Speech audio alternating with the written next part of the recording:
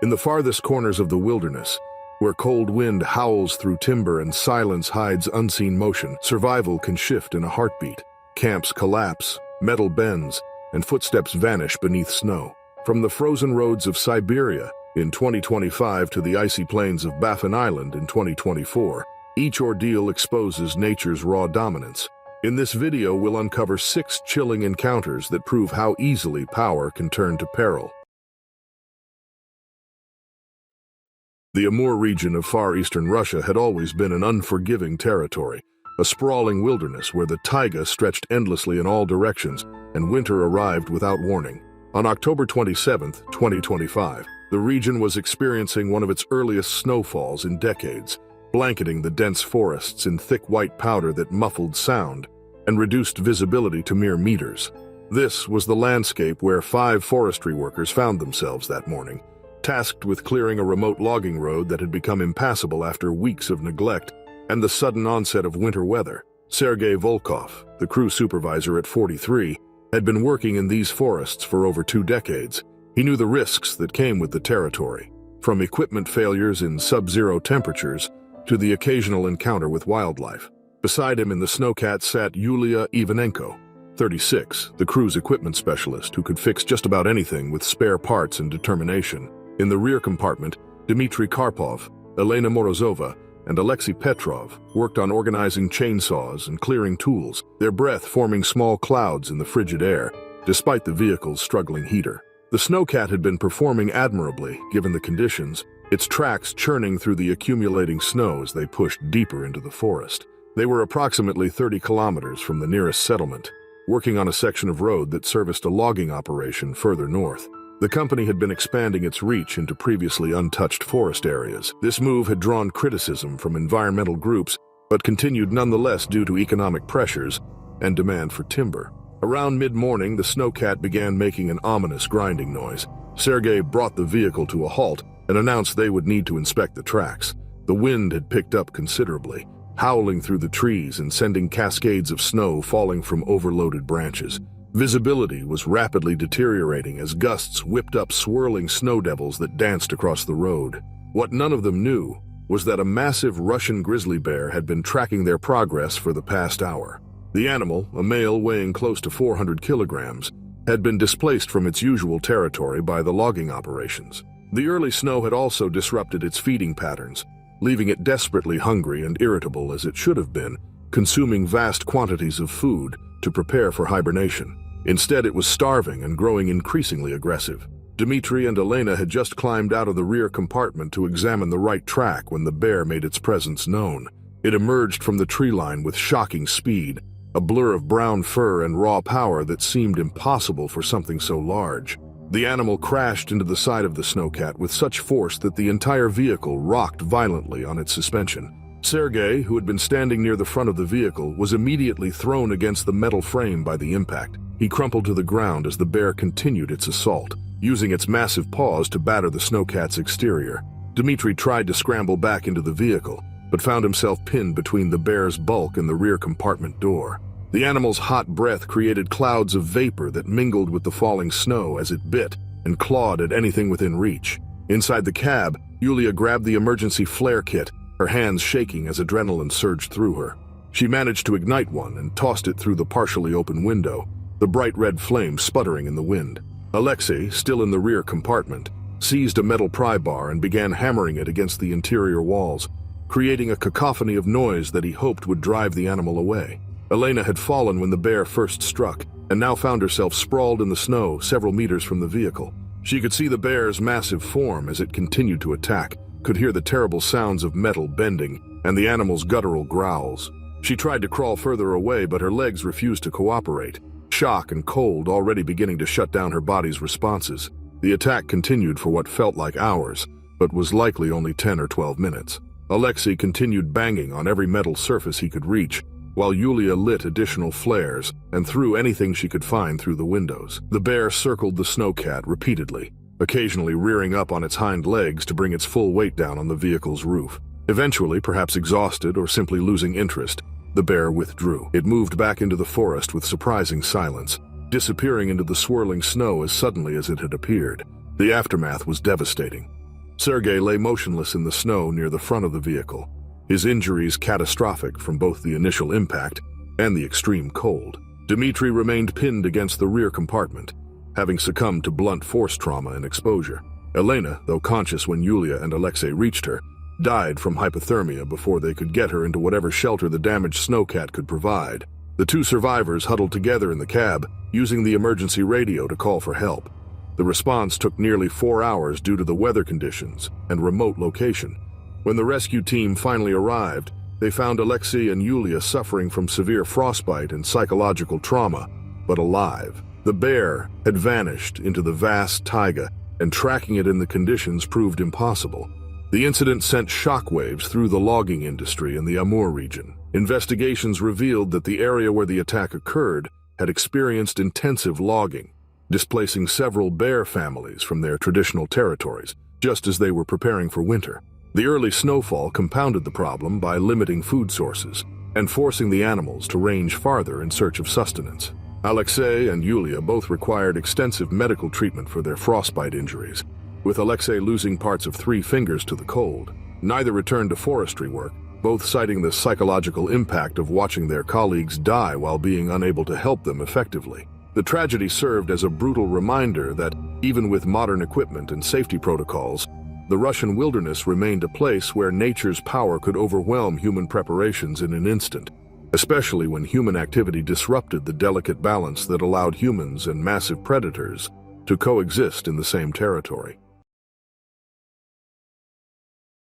The Carpathian Mountains of Romania had long been a destination for adventure tourism, drawing thrill-seekers from across Europe to experience its dramatic gorges, dense forests, and opportunities for extreme sports.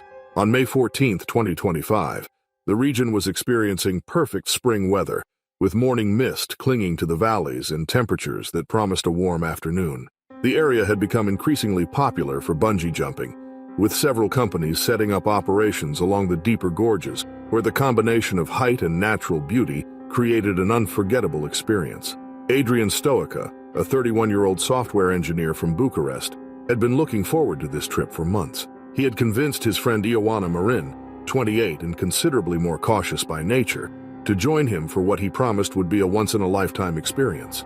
They had signed up with a reputable adventure tour company that employed 2 experienced guides who had been operating in the Carpathians for over 5 years. The jump site was located in a narrow gorge surrounded by thick forest, with the platform constructed 60 meters above the forest floor. The company had completed all necessary safety inspections, and the guides had briefed Adrian and Ioana thoroughly on the procedures.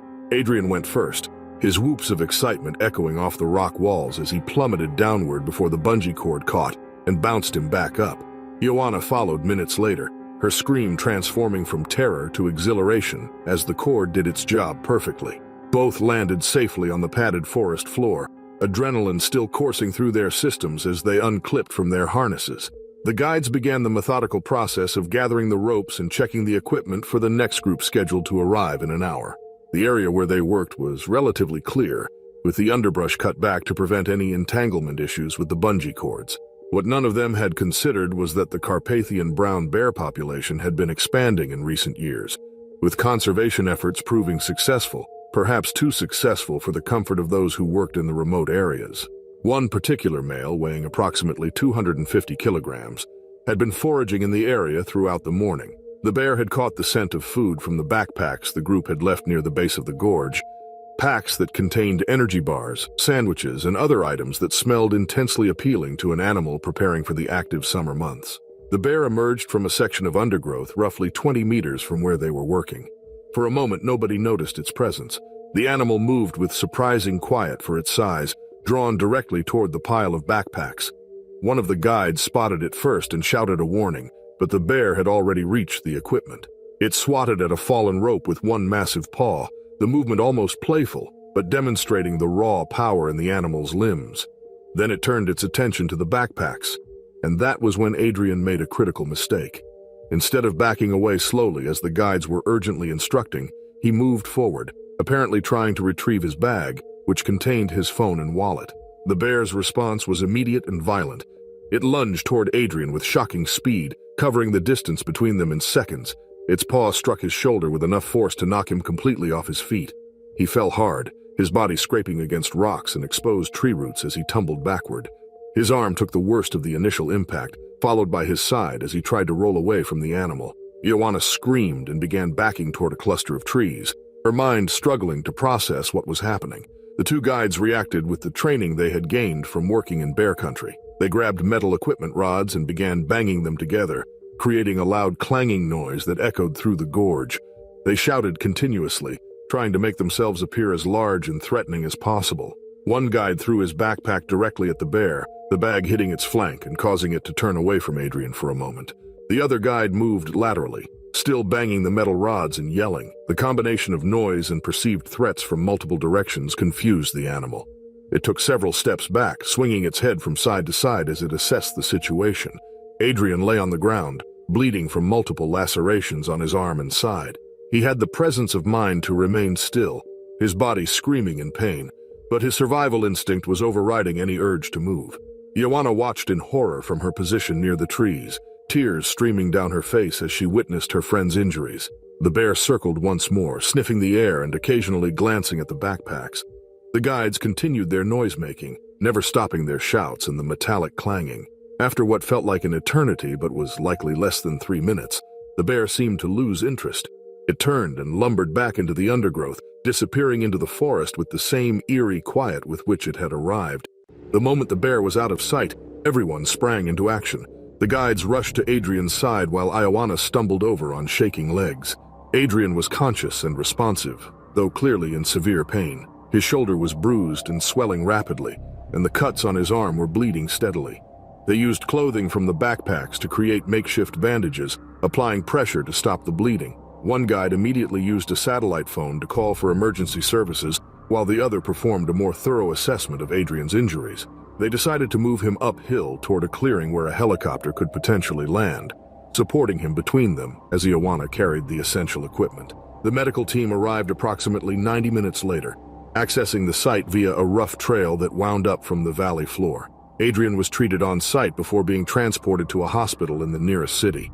His injuries, while serious, were not life-threatening. He required stitches for the lacerations and treatment for the deep bruising, but he would recover fully given time. The incident led to immediate changes in the tour company's procedures, including more extensive bear awareness training and the installation of bear-resistant containers for storing food and personal items. For Adrian and Ioana, the experience became a story they would tell with nervous laughter, though both admitted they checked their surroundings far more carefully when hiking after that day. Kodiak Island, Alaska, represented one of the last true wilderness areas in North America, a place where nature still operated according to its own rules and human presence remained a temporary intrusion rather than a permanent fixture. On August 3, 2024, the island was experiencing typical summer conditions with temperatures in the mid-60s and salmon runs that should have been at their peak. However, environmental factors had conspired to create an unusual situation that year, with water temperatures running higher than normal and salmon counts significantly below historical averages. Eric Lundgren, 47 years old and a veteran angler with over 25 years of experience fishing Alaskan waters, had traveled to Kodiak specifically for the salmon season. He was an experienced outdoorsman who understood the risks of fishing in bear country. Still, his familiarity with the environment had bred a degree of complacency that would prove dangerous. He had set up a minimal camp near a shallow stream that fed into a larger river system, one of dozens of such tributaries that crisscrossed the island. The location was remote, accessible only by float plane, and Eric had planned to spend 5 days fishing and camping alone, a ritual he performed annually to decompress from his work as an architect in Seattle. Dawn arrived with the characteristic muted light of an Alaskan summer morning, and Eric was already wading into the stream by 6 a.m. He carried 2 nets and wore chest waders that would keep him dry in the cold water. The stream was 40 meters wide at this point, and averaged half a meter in depth, perfect conditions for netting salmon as they moved upstream. Within the first hour, he had caught 8 decent-sized sockeye salmon, and his spirits were high despite the reports he had heard about low overall numbers. He was working methodically, positioning himself at a narrow point where the current funneled the fish into a predictable path. His small campfire burned on the bank, and he had been planning to prepare breakfast using some of his catch. What Eric did not know was that a massive Kodiak brown bear, a male that likely weighed close to 600 kilograms, had been ranging far beyond its usual territory in search of salmon. The low fish counts had created competition among the island's bear population, forcing some animals to explore streams they would typically ignore. This particular bear had been moving along the river system for days, finding little success and growing increasingly hungry and frustrated. The bear approached from upstream, moving through the water with surprising stealth for an animal of its size. The sound of the current masked its movements, and Eric remained focused on his netting technique, bent forward slightly as he examined his latest catch. The bear was within 10 meters before Eric's peripheral vision registered movement. He turned his head just as the animal lunged forward, its massive paw striking his net and ripping it from his hands. The force of the blow knocked Eric backward into the water. He went under completely, the cold shocking his system despite the waders. Salmon that had been schooling nearby scattered in all directions, their silvery bodies flashing in the early morning light as they fled the commotion. Eric surfaced, gasping and disoriented. The bear was between him and the shore, standing in water that came up to its chest. It was an absolutely enormous animal, its head appearing almost impossibly large from Eric's low vantage point in the water. The bear's small eyes tracked his movements as it took a step forward. Pure survival instinct drove Eric's next actions. He spotted a partially submerged log about 4 meters to his left, a thick piece of driftwood that had wedged itself between two rocks. He lunged for it, his waders filling with water and making every movement exhausting. His hands found purchase on the rough bark, and he hauled himself up, his arms screaming with effort. The bear followed, moving through the water with ease. It reached the log and began circling, occasionally rising on its hind legs to paw at the wood. Eric could smell the animal, a musky scent mingled with the odor of fish. He could see the muscles rippling under its fur, the long claws capable of tearing through flesh with minimal effort. He began shouting, his voice cracking with fear but maintaining a steady stream of noise. His fishing gear, what remained of it, was scattered across the stream. He managed to grab a metal fish scaler that had somehow ended up lodged in the bark near his hand. He banged it against the log, creating a sharp ringing sound that gave the bear a momentary pause. The standoff continued for nearly 15 minutes. The bear would approach, and Eric would intensify his noise-making and try to make himself appear larger by raising his arms. The animal would back off slightly, then circle and try a different approach. Several times it snapped its jaws, the sound like a gunshot in the quiet morning air. Eventually, something upstream caught the bear's attention. Perhaps it spotted salmon moving through a different section of the stream, or maybe it simply decided that Eric represented too much effort for an uncertain reward. It turned and began moving upstream, its massive body creating a wake as it walked through the water. Eric remained on the log for another 10 minutes, too terrified to move, and unsure if the bear might return. His entire body shook, partly from cold but mostly from adrenaline. When he finally convinced himself that it was safe, he half swam, half crawled back to shore, abandoning most of his gear in the process. Back at his camp, he stripped off the waterlogged waders and examined his injuries. The initial swipe from the bear had left deep scratches on his forearm where the claws had caught him through the net. His back and side were badly bruised from hitting the rocks underwater. He used his first aid kit to clean and bandage the scratches, his hands still trembling as he worked. The emergency beacon he carried was in his tent, and he activated it immediately. He spent the rest of the day huddled by his fire, starting at every sound from the surrounding forest. The float plane arrived 8 hours later, and the pilot, taking one look at Eric's condition, immediately prepared to evacuate him. Eric required medical attention for the claw wounds, which showed signs of infection despite his field treatment. He also suffered from mild hypothermia from his extended time in the cold water. Psychologically, the encounter deeply affected him. He later described the feeling of absolute helplessness, of being in the bear's environment where every advantage belonged to the animal. He never returned to Kodiak Island for his solo fishing trips, though he continued to fish elsewhere with companions. The experience became a story he shared with other anglers, always emphasizing the lesson he had learned about the razor-thin line between being the hunter and being the hunted in Alaska's wilderness. On September 22, 2019, the Appalachian Mountains were experiencing peak autumn conditions, with temperatures around 55 degrees Fahrenheit, perfect weather for distance running, which had brought Lucas Schneider to a particularly isolated trail system in western North Carolina. Lucas, 29, was training for his 4th marathon and had developed a preference for trail running over paved roads. He was an experienced runner who logged between 50 and 70 miles per week, often choosing increasingly remote locations. Maya Thompson, 27, had connected with Lucas through a local running club 3 months earlier. She was less experienced with trail running and considerably slower. They had agreed that Lucas would complete the full 12-mile loop, while Maya would run a shorter 5-mile out-and-back section, with both finishing near the parking area around the same time. The trail followed a creek lined with thick vegetation. The area was known for its berry bushes that attracted wildlife during late summer and early fall. Local authorities had recently noted increased black bear activity in the region, attributed to ongoing logging operations that were displacing animals from their traditional territories. Signs had been posted at trailheads warning hikers and runners to make noise and be alert. Lucas set off at 6:30 in the morning, his usual training pace carrying him quickly along the narrow trail. His breathing fell into the steady rhythm of years of training. Maya started her run 15 minutes after Lucas, maintaining a more moderate pace and pausing occasionally to check her footing. She carried a handheld water bottle and had trekking poles strapped to her small running pack. The black bear that would change both their lives had been foraging in a berry thicket about 30 meters from the trail. The animal was a large male, later estimated to weigh around 180 kilograms, and had been displaced from its usual range by tree-clearing operations. The bear was focused on consuming as many calories as possible before winter. Lucas came around a bend in the trail at a speed approaching 9 miles per hour, his feet barely making sound on the packed dirt. The bear, startled by the sudden appearance of a human moving at speed, reacted with instinct, perceiving the runner as a threat. The animal burst from the underbrush with explosive force, covering the distance in seconds. Lucas had no time to react before the bear's massive body slammed into him, knocking him to the ground.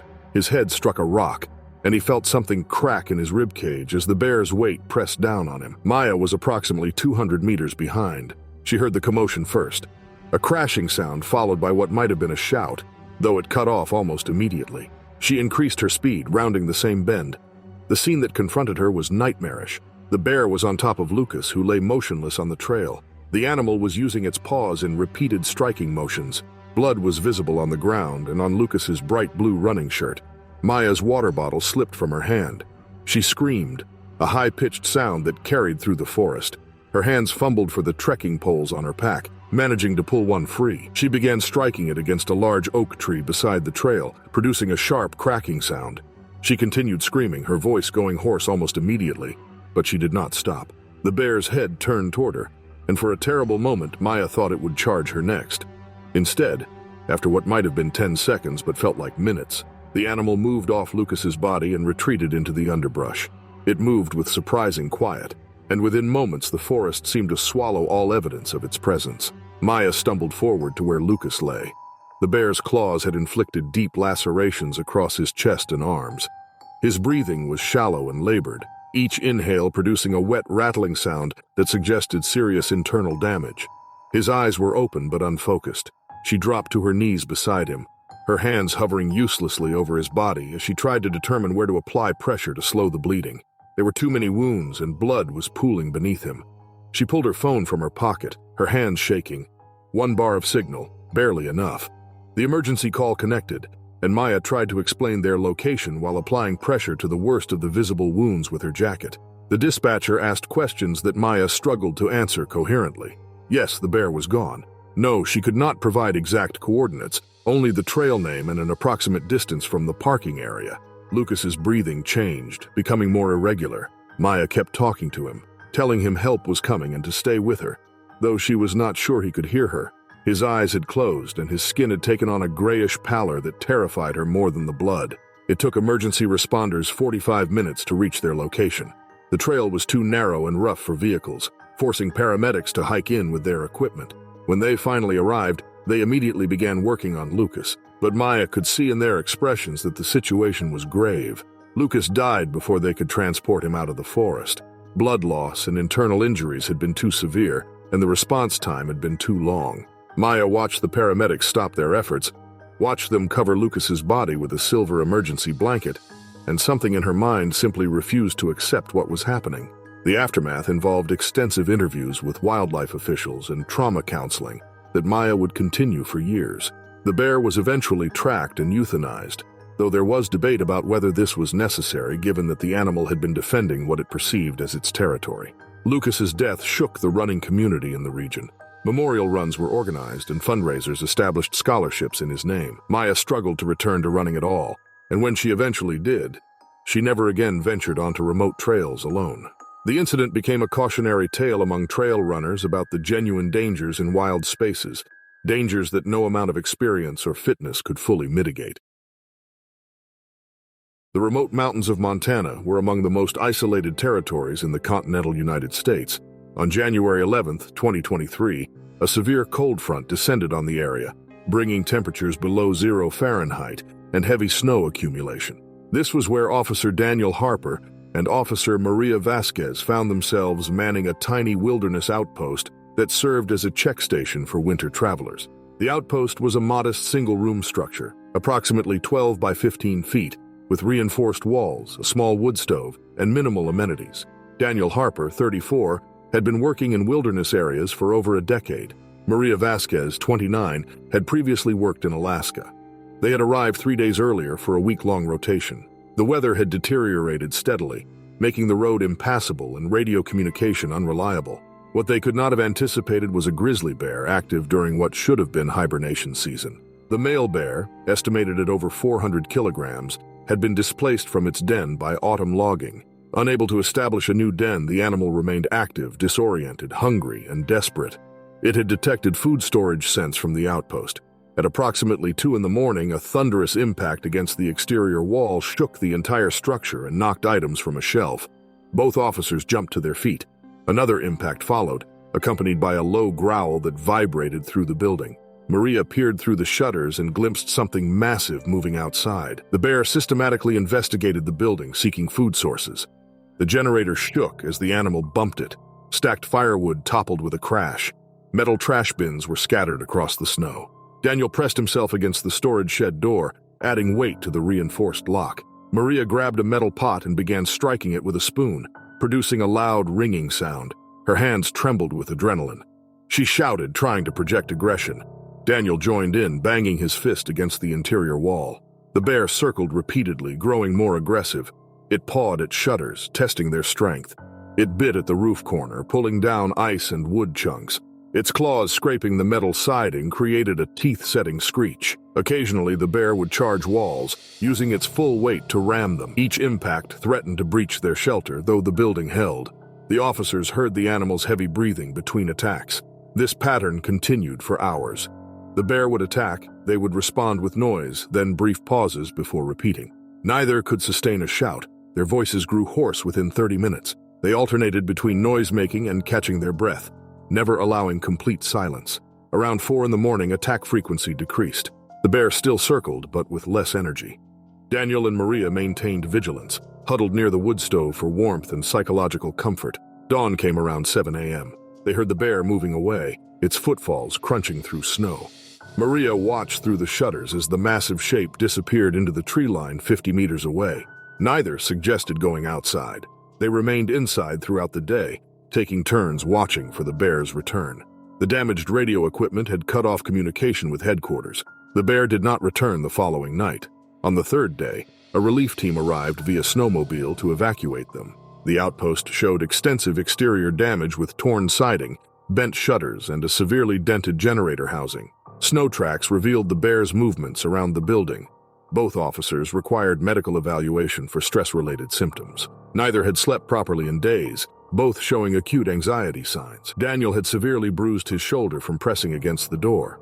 Maria's hands were blistered from hours of banging the pot. Both requested transfers to different posts, unwilling to return to isolated winter duty. The outpost was eventually reinforced, though debate continued about whether it should remain staffed during winter.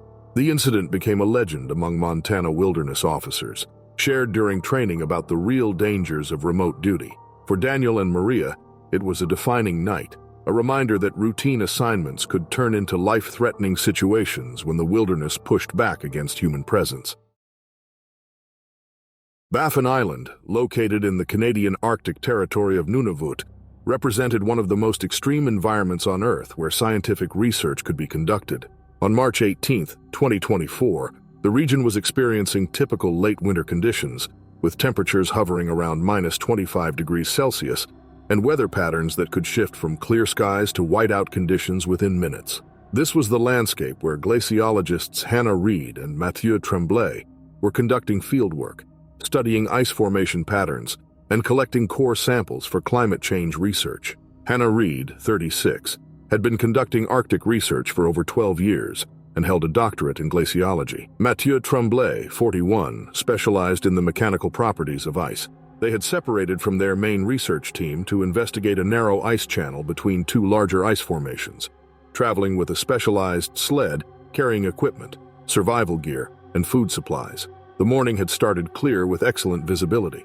They had completed their sampling work and were preparing to return to base camp 8 kilometers away. Weather forecasts had warned of a potential snow squall by afternoon, but both researchers knew they had adequate time to return safely. The forecast proved overly optimistic. The squall arrived nearly 2 hours early, sweeping across the ice field with shocking speed. Visibility dropped from several kilometers to less than 10 meters within minutes. Hannah and Mathieu immediately halted, positioned the sled as a windbreak, and checked their equipment, following standard protocol. What neither researcher knew was that a large male polar bear, estimated to weigh close to 500 kilograms, had been tracking their scent for the past hour. The animal was an experienced hunter that had learned to associate human activity with easy food sources. Polar bears possessed an extraordinary sense of smell capable of detecting prey from kilometers away, and the high-protein emergency rations in their sled had drawn the animal directly to their position. The bear approached through the swirling snow, its white fur providing perfect camouflage. Neither researcher detected its presence until it was within 20 meters. Hannah spotted it first, a shape that materialized from the white curtain of falling snow. She shouted a warning to Mathieu, and both immediately moved away from the sled, following training that emphasized never getting trapped between food sources and a polar bear. The bear reached the sled and began investigating it, its powerful nose identifying the locations of various food containers. With one massive paw, it knocked over a box containing emergency supplies, sending freeze-dried meals and energy bars scattering across the ice. The bear used its teeth to tear open packaging, sampling the contents with the efficiency of an animal that had learned human food was calorie-dense and accessible. Another swipe sent a second container tumbling from the sled. Hannah fumbled for the flare gun in her parka pocket, her gloved hands clumsy with cold and adrenaline. She managed to load a flare and fired it into the air above the bear. The bright red flame cut through the falling snow, creating a brief dome of reddish light. The bear's head lifted, tracking the light as it arced overhead and sputtered out. Mathieu grabbed a metal ice probe from the sled, essentially a thick metal rod with measurement markings. He began striking it against the sled's metal frame, producing a ringing sound that competed with the wind. He shouted continuously, trying to project aggression, even though he knew he was defenseless against an animal this size. The bear paused in its feeding, turning its massive head toward them. For a terrible moment, both researchers thought it might charge. Instead, it returned to investigating the sled, using its claws to tear open a canvas bag that contained more food supplies.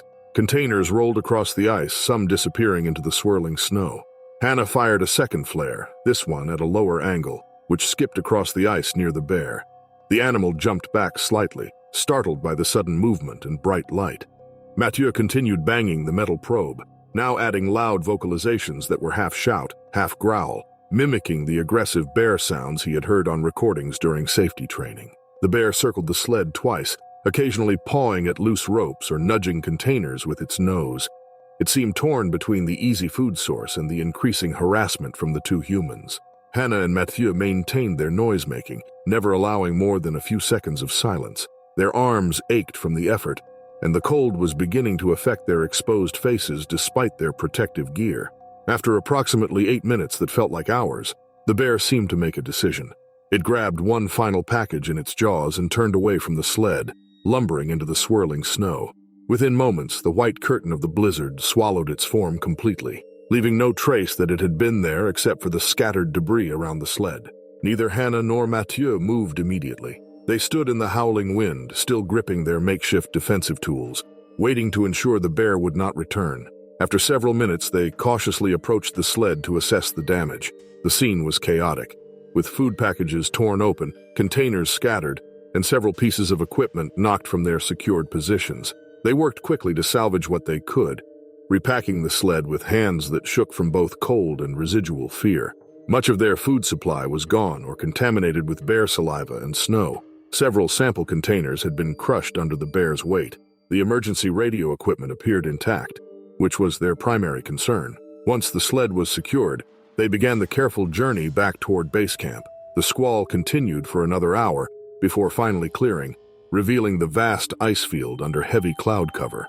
Both researchers were unharmed physically, though they were soaked with melted snow and bruised from their awkward movements on the ice while maintaining distance from the bear. They reached base camp 4 hours later than planned. The experience required detailed reporting to their research organization and Arctic safety authorities. The incident highlighted how quickly conditions could deteriorate in the Arctic, and how human presence in these regions meant constant awareness of wildlife that viewed humans not as threats, but as potential food sources or food providers. Hannah and Mathieu both continued their Arctic research careers, though both admitted the encounter had fundamentally changed how they approached fieldwork. They became vocal advocates for enhanced bear awareness training and improved emergency protocols for researchers working in polar bear territory. The incident became a case study in training programs, emphasizing that even experienced researchers following proper protocols could find themselves in life-threatening situations when wildlife encounters occurred during severe weather. For both glaciologists, the memory of that massive white form emerging from the snow remained vivid, a reminder that in the Arctic, humans were visitors in a domain where polar bears remained the undisputed apex predators. These animals combined intelligence, strength, and perfect adaptation to an environment that could kill unprepared humans within hours.